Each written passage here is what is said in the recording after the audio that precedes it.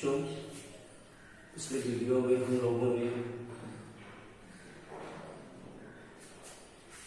कक्षा 9 विज्ञान विषय के पाठ गति के बारे में अध्ययन किया था। गति क्या होती है, यानी जब कोई वस्तु समय के साथ साथ अपनी स्थिति में परिवर्तन करती है तो वह गति अवस्था में कहलाती है।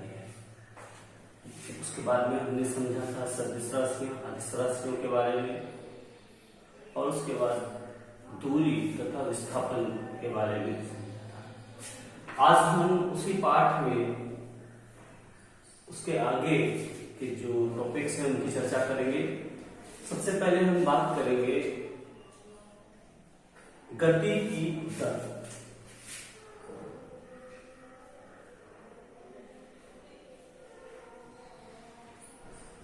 गति की दर।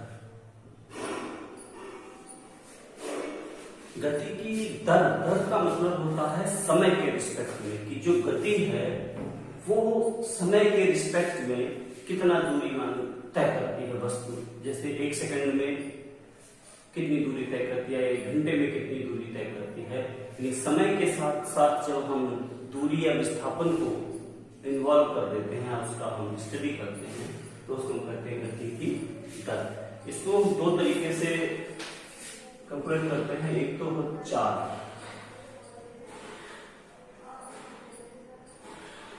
पहले हम जानेंगे चाल। चाल का मतलब है स्पीड।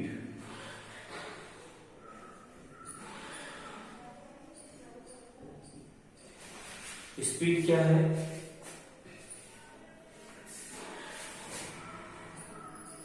किसी वस्तु द्वारा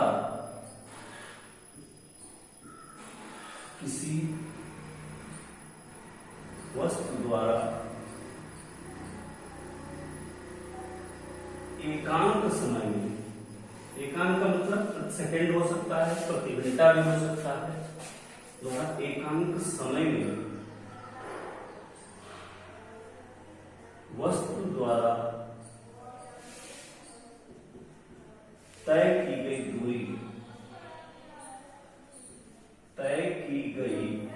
दूरी वस्तु की चाल कहलाती है। वस्तु की चाल कहलाती है।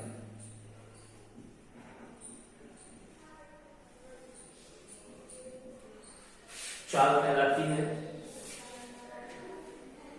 यानी कि किसी वस्तु द्वारा एकांक समय में तय की गई दूरी वस्तु की चाल कहलाती है। चाल को यहाँ पे ध्यान देंगे आप, दूरी के द्वारा डिफाइन किया जा रहा है, यानी कि दूरी हमारी एक अदिश राशि थी, इसीलिए हम जो चाल है वो भी एक अदिश राशि होगी।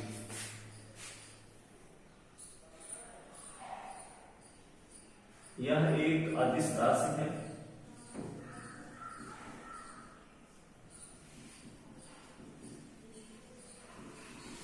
फिर इसका हम सूत्र लिखेंगे तो सूत्र आ जाएगा चाल बराबर दूरी बटे समय। चाल को भी हम S से डिनोट कर दें, दूरी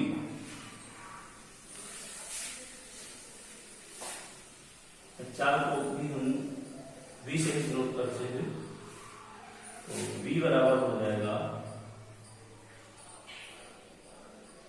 S/T। मात्रक यदि हम देखेंगे तो दूरी का मात्रक मीटर होता है और समय का सेकंड, यानी कि जो चाल है, चाल का मात्रक हमारा क्या हो जाएगा, मीटर प्रति सेकंड।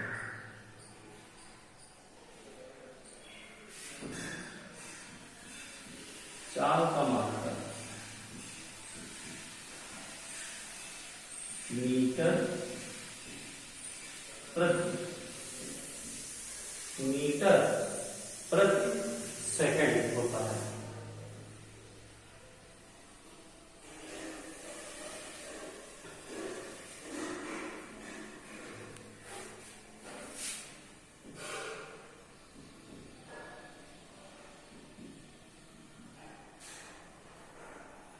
किसी वस्तु द्वारा एकांक समय में तय की गई दूरी वस्तु की चाल कहलाती है। यह एक अदिश राशि है। इसका मात्रक मीटर प्रति सेकंड होता है। दूसरा, यदि हम विस्थापन के रिस्पेक्ट में उसको कैलकुलेट करते हैं तो कहलाता है वेग। वेग का मतलब है वेलोसिटी, इंग्लिश में इसको कहेंगे।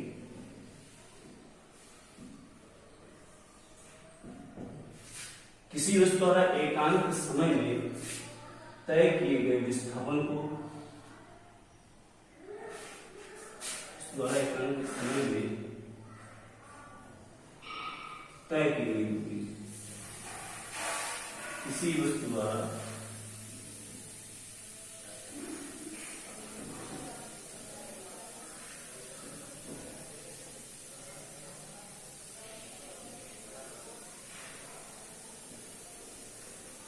एकांक समय में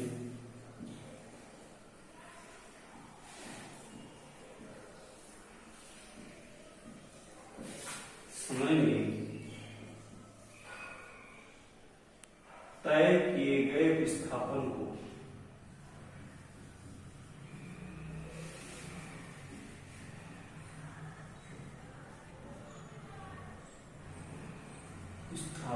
को वेग कहते हैं।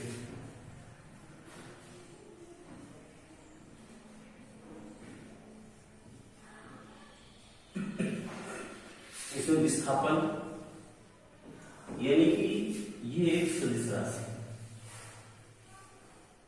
यह एक सदिश राशि है। सदिश से मतलब क्या है? इसे व्यक्त करने के लिए परिमाण व दिशा दोनों की आवश्यकता है। यानी कि कोई वस्तु चल रही है उस समय प्रेजेंटली तो वो उसका वेग होगा। लेकिन हम कहते हैं कि इस गाड़ी की चाल 40 किलोमीटर प्रति घंटा है तो वो एक चाल को विरोध करता है। इसका भी हम मैथमेटिकल फॉर्म में इसको लिख सकते हैं, वेग बराबर विस्थापन बटे समय।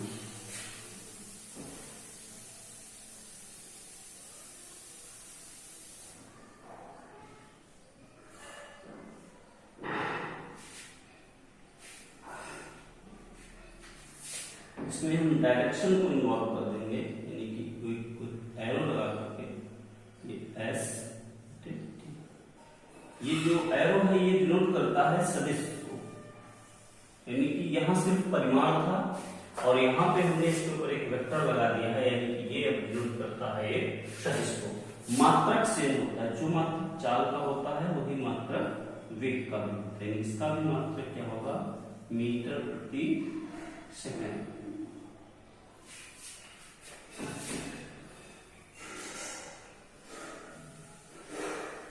इसका मात्रक मीटर प्रति सेकंड।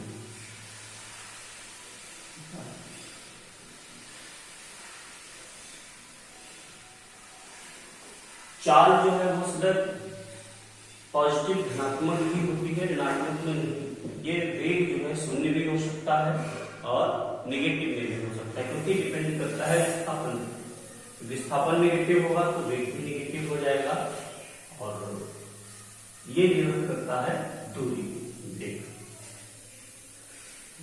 इन दोनों फॉर्मूलों को अच्छे से याद कर लीजिए। इन दोनों फॉर्मूलों पे आगे हम न्यूमेरिकल्स को सॉल्व करेंगे।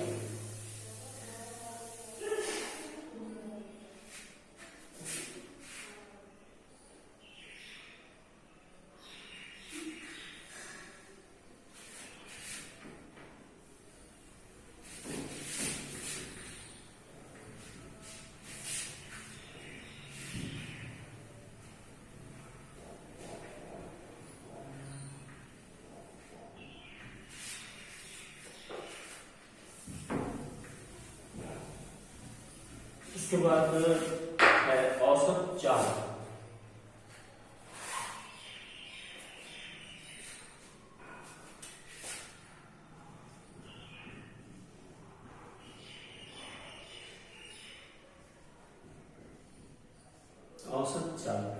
Average speed.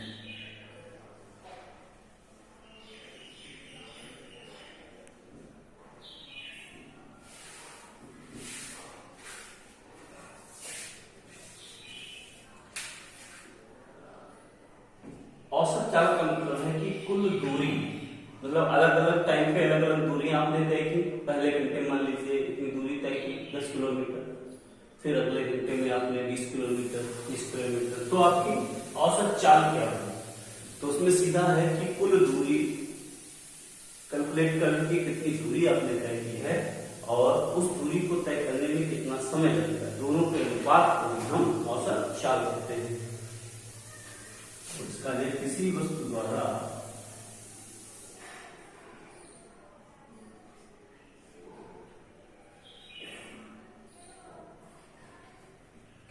द्वारा तय की गई कुल दूरी तथा उस दूरी को तय करने में लगा समय, डायरेक्ट में मैथमेटिकल फॉर्मूले लिख रहा हूं उसको, औसत चाल बराबर तय की गई कुल दूरी तय की गई कुल दूरी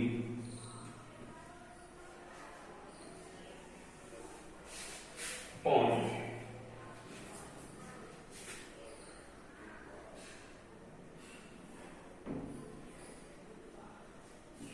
कुल दूरी तय करने में लगा समय। कुल दूरी तय करने में लगा समय।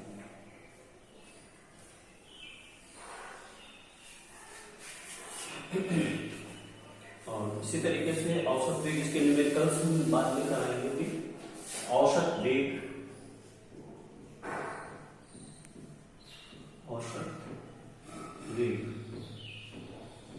एवरेज वेलोसिटी,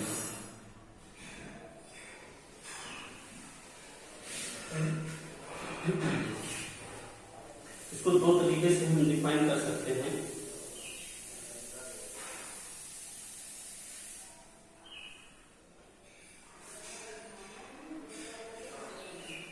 कुल विस्थापन, यानी वस्तु द्वारा तय किया गया कुल विस्थापन औसत वेग हो जाएगा आपका।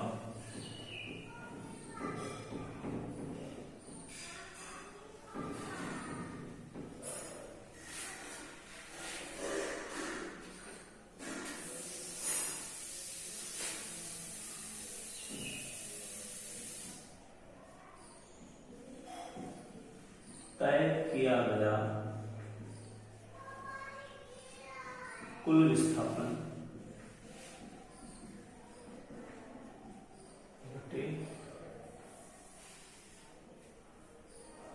कुल समय, जितना विस्थापन तय करने में उसको कितना टाइम लगा। एक तो इस तरीके से इसको हम डिफाइन कर सकते हैं। दूसरा इसका केस है, यदि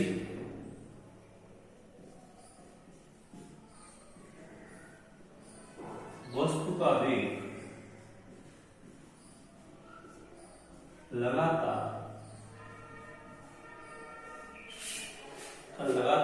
एक समान रूप से परिवर्तित हो रहा है, एक समान रूप से परिवर्तित हो रहा है, तो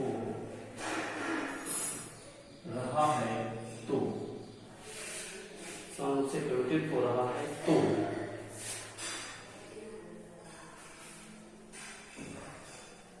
वस्तु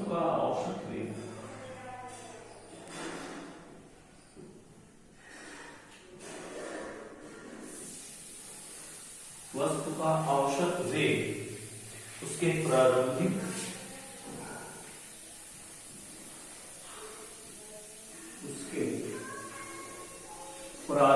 वेग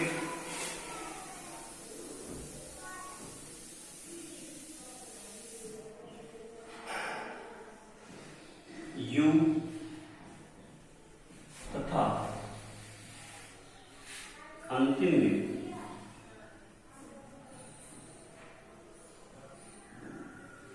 v के माध्य या औसत के माध्य के बराबर होता है।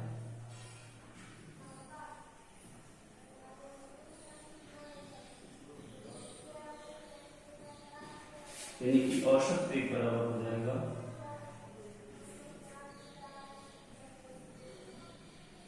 u plus v upon 2।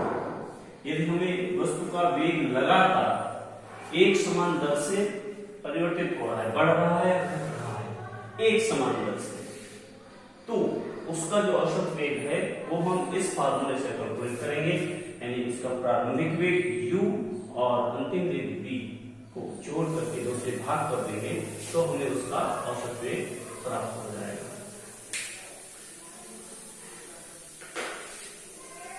इसमें भी न्यूमेरिकल्स आते हैं, उनकी हम चर्चा करेंगे। और उसके बाद हम जो यहाँ आया था वेग परिवर्तन की दर की बात करेंगे।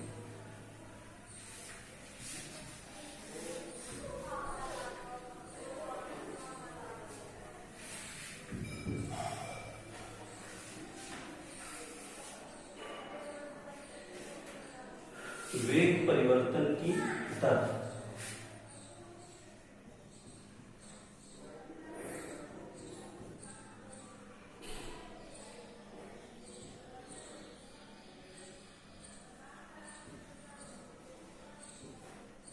की दर का मतलब ये है कि वेग परिवर्तन को हम टाइम के रिस्पेक्ट में जोड़ के देखेंगे तो उसी को वेग परिवर्तन की दर कहेंगे। इसको नाम दिया गया है त्वरण। इंपॉर्टेंट है एग्जाम की दृष्टि से, ठीक है। वैसे भी त्वरण को हम इंग्लिश में कहते हैं एक्सीलरेशन। आप मोटरसाइकिल में एक्सीलरेटर देखते हैं, तेज करेंगे तो वही है मेरे यहाँ पे एक्सीलरेशन। इसको देखिए कैसे हम डिफाइन करेंगे।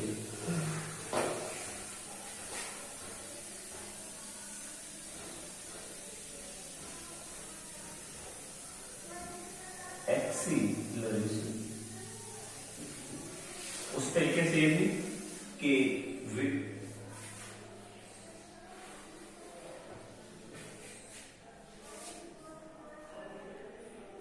किसी वस्तु के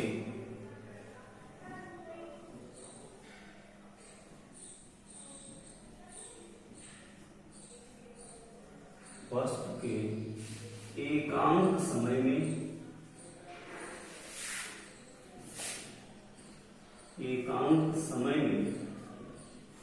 वेग परिवर्तन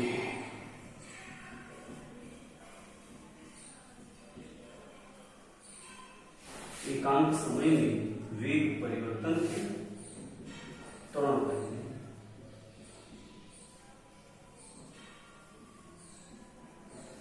त्वरण कहते हैं। यह एक सदिश राशि, वेग सदिश राशि है, इसलिए ये जो सदिश होगा यह एक सदिश राशि है।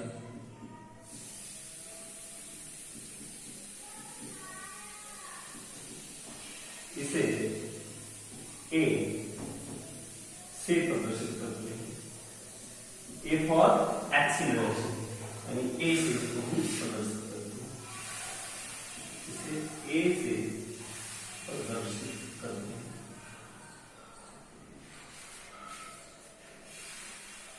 सूत्र इसका लिखेंगे, त्वरण बराबर वेग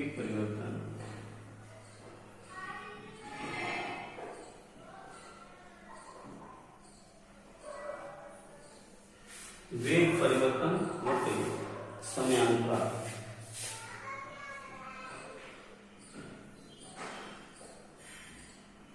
समयांतराल का मतलब होता है टाइम इंटरवल। सदैव जब भी हम समय की बात करते हैं तो वहां पे उसका मीनिंग समयांतराल से ही होता है। इसको समझ लीजिए कि इसका मतलब क्या है। मान लीजिए जब वस्तु चलना स्टार्ट की थी प्रारंभिक किसी एक बिंदु से तब उसका कुछ टाइम था, मान लीजिए 10 AM पे उसने चलना स्टार्ट किया था, और जब उसने अपनी यात्रा समाप्त की जाके तब 12 AM 12 या 11 AM मान लीजिए हो गया। तो टाइम की जब हम बात करेंगे कितने टाइम उसने गति, तो ये क्या होगा, ये 11 माइनस 10 यानी कि 1 आवर। तो टाइम जो बात होती है वो टाइम इंटरवल यानी कि दो समयों का डिफरेंस, कि कब स्टार्ट किया कब एंड किया, तो उनका जो डिफरेंस होता है उसी को हम समयांतराल, वेग परिवर्तन, एक तो मैथमेटिकल फॉर्म में इसको लिखें तो A बराबर वेग परिवर्तन V minus U upon delta T, जहां U प्रारंभिक वेग यानी शुरुआत में उसका जो वेग था जब उसने गति प्रारंभ की थी, प्रारंभिक वेग, V अंतिम वेग,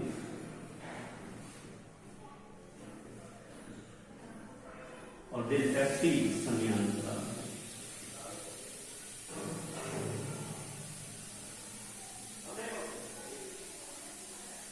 मात्रक इसका लिखेंगे तो वेग परिवर्तन यानी वेग का जो मात्रक है उसके बटे में फिर टाइम, वेग का मात्रक भी आपने पढ़ा था मीटर प्रति सेकंड, तो इसका जो मात्रक होगा मीटर प्रति, 1 सेकंड पहले से था और फिर एक टाइम इंटरवल आ गया है तो एक हो जाएगा सेकंड स्क्वायर।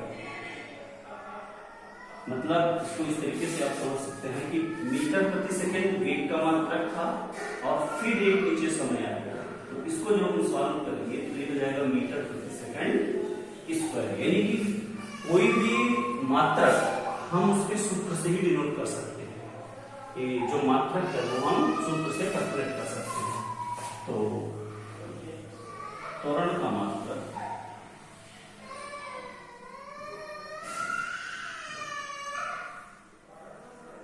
मीटर प्रति सेकंड होता है स्क्वायर, मीटर प्रति सेकंड स्क्वायर इंपॉर्टेंट है, एग्जाम में बहुत पूछा जाता है, स्क्वायर होता है।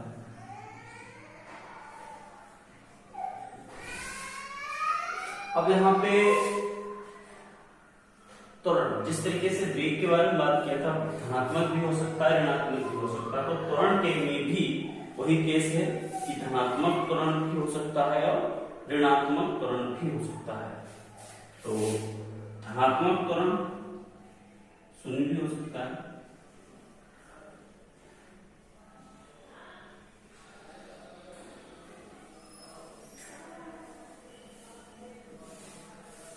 धनात्मक त्वरण का मतलब है जब उसका वेग लगातार बढ़ रहा है, यानी कि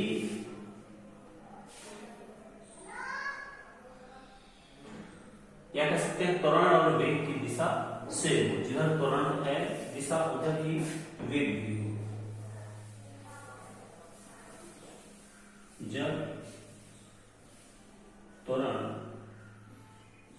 व वेग की दिशा समान है तो धनात्मक त्वरण होगा। तो दूसरा इसका केस है ऋणात्मक त्वरण। ऋणात्मक त्वरण कब होगा,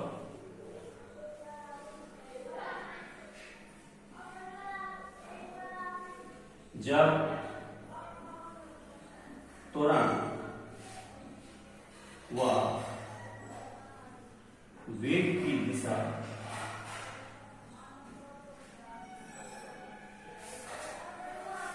एक दूसरे के विपरीत हो, वेग की दिशा के विपरीत हो। इसका एग्जांपल आप ऐसे समझ सकते हैं, इसका दूसरा एक नाम भी है मंदन, रिटार्डेशन, यानी कि जब ऋणात्मक त्वरण रुकता है वस्तु में तो उसको हम मंदन भी कहते हैं, रिटार्डेशन। इंग्लिश होती है मंदन की रिटार्डेशन।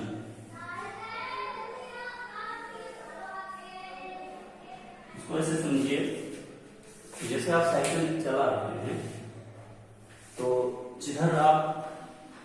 वेग है उधर ही त्वरण, यानी कि आप साइकिल को आगे की ओर बढ़ती हुई जा रही है। या सिंपली कह सकते हैं कि जो दिशा त्वरण की है वही दिशा वेग की है। लेकिन अचानक क्या होता, कोई आपके सामने आ गया, वहां पे ब्रेक लगाते हैं। ब्रेक जैसे ही लगाते हैं तो त्वरण क्या होता है, वो उसकी दिशा बदल जाती है। साइकिल तो आपके आगे जा रही थी, लेकिन जो आपने बल अप्लाई किया वो बैकवर्ड डायरेक्शन में, पहियों को रोक दिया उसने। तो ऐसी स्थिति में क्या होता है, ऋणात्मक त्वरण होता है। यानी कि जब हम ब्रेक लगाते हैं तो ऋणात्मक त्वरण, और जब एक्सीलरेट करते हैं या साइकिल में पैडल पे हम बल लगाते हैं तो वो धनात्मक त्वरण कहलाता है। इसका भी न्यूमेरिकल्स में यूज होगा, न्यूमेरिकल में इसकी हम बात करेंगे।